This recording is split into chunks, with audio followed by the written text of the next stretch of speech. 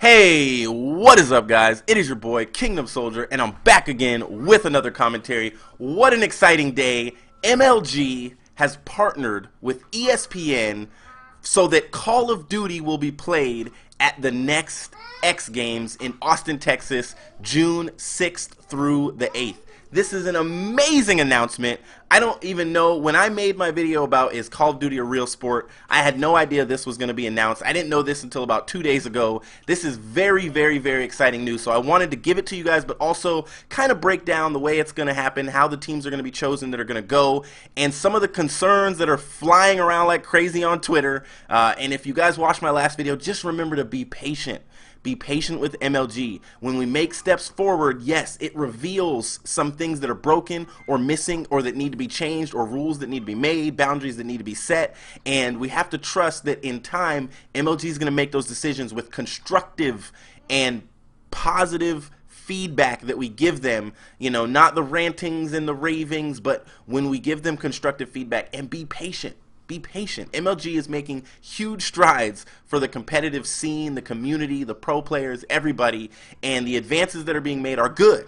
You know, this is amazing and awesome news. Now, there are some teams that just basically know they're not going, you know, and that does really suck. But so let me break down the way this is going to work. And pay attention, because I'm going to try not to make this a really, really long video, but I want to make sure I give you guys all the information.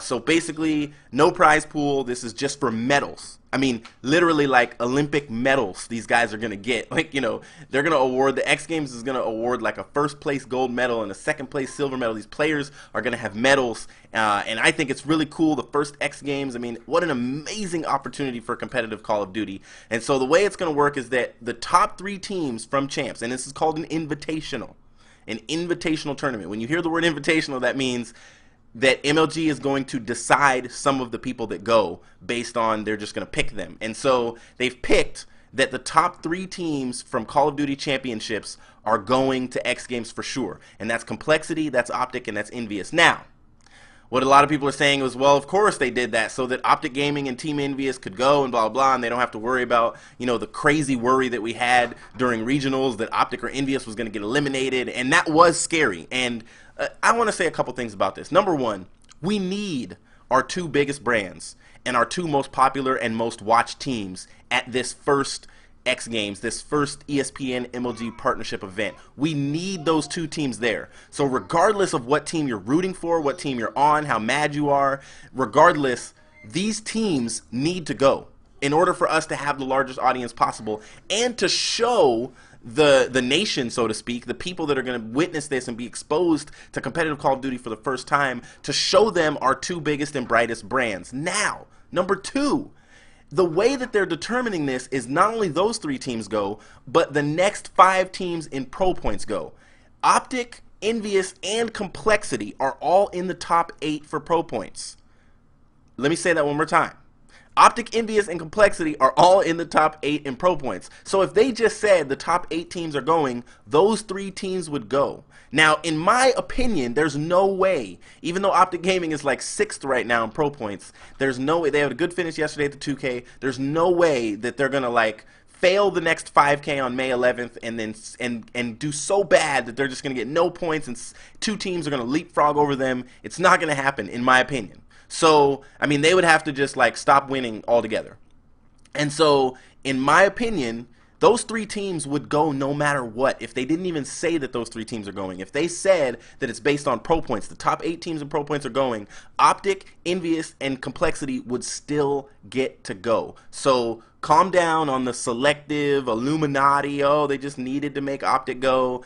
So the next 5 teams, if it were to happen today, the next 5 teams in Pro Points would be TK, FaZe Red, who am I missing? TK, FaZe Red, SB, Curse Orange, and I'm missing 1 team. Optic Nation, duh. So here's the concern. Here's the real concern. Now, Optic Nation is going. They have 128,000 Pro Points, or 126,000 Pro Points, and they have Killa. Killa is the only player, the only pro player that is not on Complexity that has over 40,000 Pro Points. They're good. Optic Nation if this is based on pro points, which it is, they are going to be the number one of those 5 seeds. You know, they are going. Optic Nation is going. In my opinion, TK is going. FaZe Red is going. The TK and FaZe Red have both finished in the, I believe, top 4 or 5 in the last however many 2Ks and 5Ks, even with the roster changes, even when TK had apathy. I think they finished second in a 2K, and so, or first, I don't remember what it was. I think it was first in a 2K, the last one, yeah, when they had apathy. And so in the 5K that's going to happen on May 11th, in TK and FaZe Red are going to finish in the top again, and you guys can say, oh, FaZe Red, Online Warriors, blah, blah, blah. FaZe Red is a good team. You know, don't count them out just because they're good online. They're good on LAN as well. And so the reality is that TK, Optic Nation, and FaZe Red are going. Now, the spots that can change is the Curse Orange and the SB spot, because FaZe Black, who won the 2K yesterday, is now like a few thousand pro points behind SB. And it really sucks for SB because losing Ricky put them down. They would have been a shoo-in with Ricky with his pro points. However, you know, for FaZe Black to go, they need to pass SB. And in my opinion, based on the pro points they're going to get at Niagara, based on the pro points they're going to get on May 11th at the 5K, FaZe Black is going to make it. So the fight is going to be for that last spot, and I think it's going to end up being between Curse Orange and SB. Curse Orange is above SB by only 3,000 pro points, and this is as of today. The pro points have not been updated for the 2K that happened yesterday, so I'm just going off of the last one that I saw tweeted out. And so right now, FaZe Black is barely behind, and they're going to make it. And so here's the real concern. There's going to be 8 teams in this tournament, and 4 of them are going to be from 2 organizations. So we're going to have 2 Optic teams, 2 FaZe teams, probably. This is not for sure. 2 Optics teams, 2 FaZe teams, and then TK, Envious, Complexity, and either SB or Curse Orange. Now, for teams like Curse Black, for teams like Justice Pro, you know, this is just an event they're not going to get to go to, and it kind of sucks, you know, because of the roster trades. The way they happened is that some of these players, like, you know, hey, hats off to you, Hex, you know. It's like that guy, the Dos Equis guy, you know, I don't create 2 pro teams, but when I do, I take 2 teams to the X Games.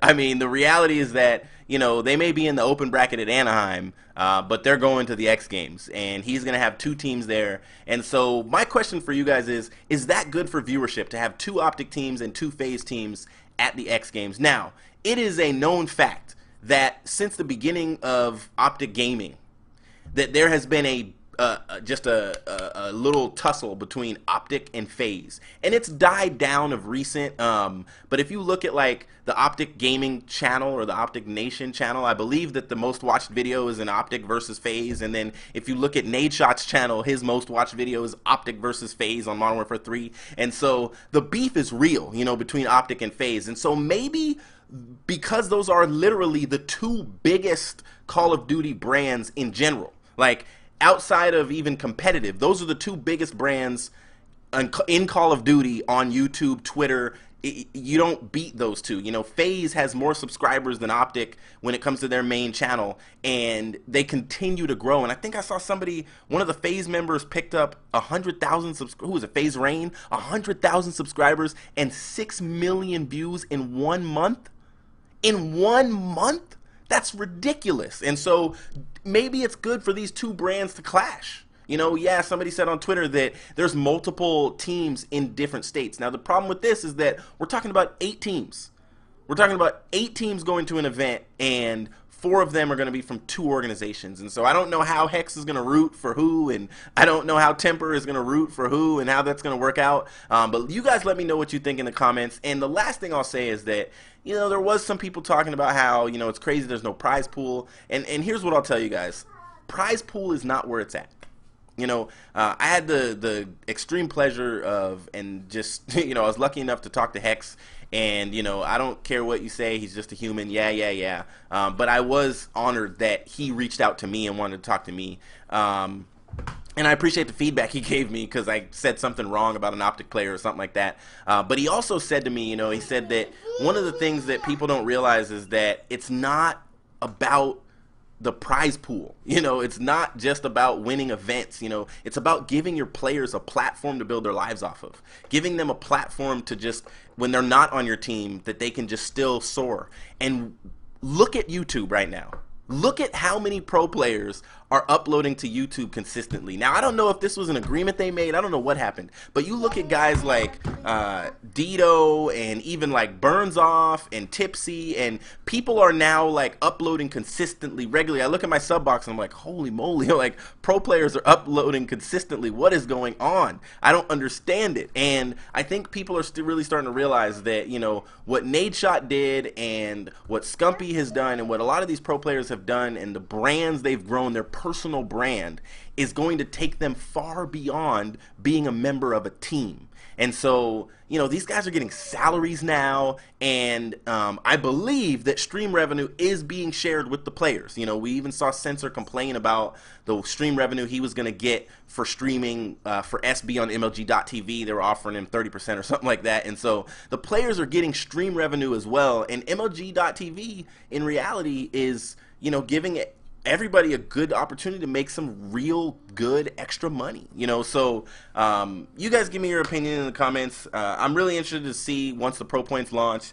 I am planning right now on putting up a Sticks episode tomorrow, and when I do, I will give an official list of, if it started today, who would be going to the X Games and what events are coming up.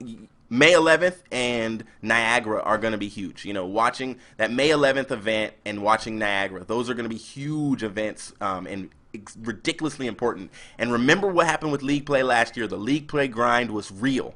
That's going to happen again this year with the Pro Points grind. It is going to be real starting today. You're going to see pro players enter any tournament they can, especially on teams like Erupt and Wild and SB and Curse Orange, these teams that are kind of on the cusp, and FaZe Black. FaZe Black, they could win Niagara. I mean, just to be real, like, that team is great, and I'm going way too long with this video, but that team, they're a really good team. They do, when they break down, they break down. And, there's yelling and stuff like that, and it's almost like Farico Impact-ish type of conflict happens sometimes when they break down, when they start losing. However, they still win. They still win, like yesterday. They still win even with some of those arguments happening, and that's what Farico was able to do. And so I have no doubt in my mind that we're going to see 2 FaZe teams and 2 Optic teams at the MLG X Games. This is a good day for competitive gaming. I hope you guys feel the same. This is your boy Kingdom Soldier, and I will see you in the next video. Peace out.